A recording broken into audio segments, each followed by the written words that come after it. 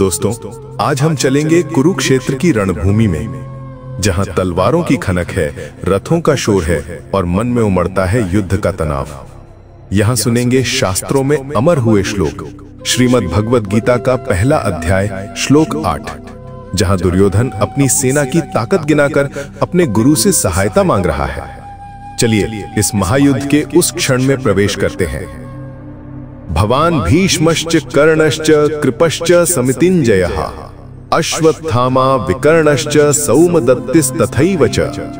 दुर्योधन कहता है, हे आचार्य, आप और पितामह भीष्म, आप दोनों ही अनुपम वीर हैं। आपके सामने कोई टिक नहीं सकता। यदि आप में से कोई एक भी अपनी पूरी शक्ति से युद्ध करे तो देवता, यक्ष, राक्षस या मनुष्य कोई भी आपका सामना नहीं कर सकता।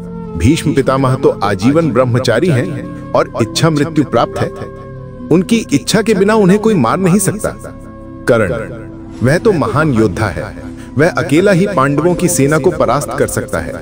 अर्जुन भी उसके सामने कुछ नहीं कर सकता। कृपाचार्य वे चिरंजीवी हैं, हमारे परम हितैषी हैं, संपूर्ण शत्रु सेना को पराजित कर सकते हैं।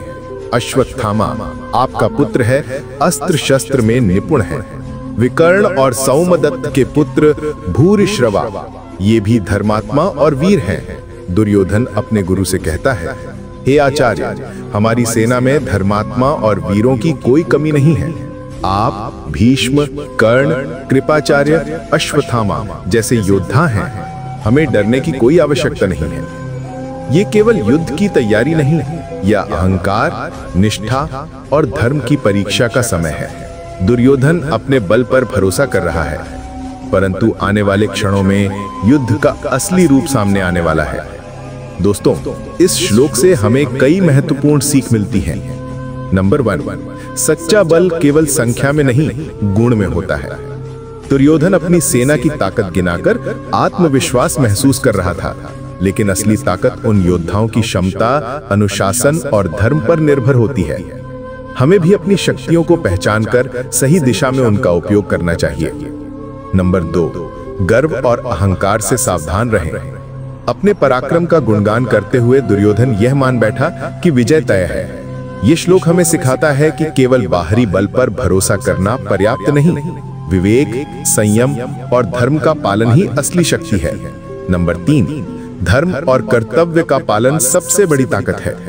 भीष्म, कृपाचार्य और अश्वत्थामा जैसे योद्धा इसलिए महान हैं क्योंकि वे धर्म, सत्य और गुरु की सेवा के मार्ग पर चल रहे थे। हमें भी जीवन में सही मार्ग, गुरुजनों का आदर और अपने कर्तव्यों का पालन करना चाहिए।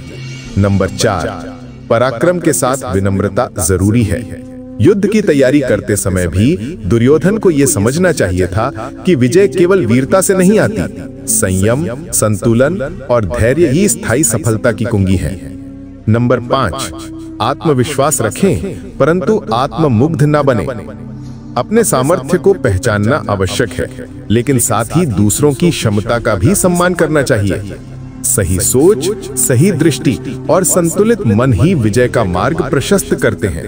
अंत में इस श्लोक से हम सीखते हैं कि जीवन की हर चुनौती में आत्मबल, गुरु का मार्गदर्शन, धर्म का पालन और विनम्रता सबसे बड़ी शक्ति है।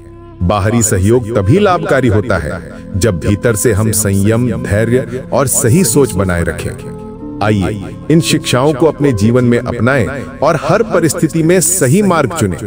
अगर आपको ये वीडियो पसंद आया हो तो सब्सक्राइब करें, शेयर करें, लाइक करें और कमेंट में बताइए कि कौन सी सीख आपको सबसे अधिक प्रेरित कर गई। आपका साथ ही हमारी प्रेरणा है।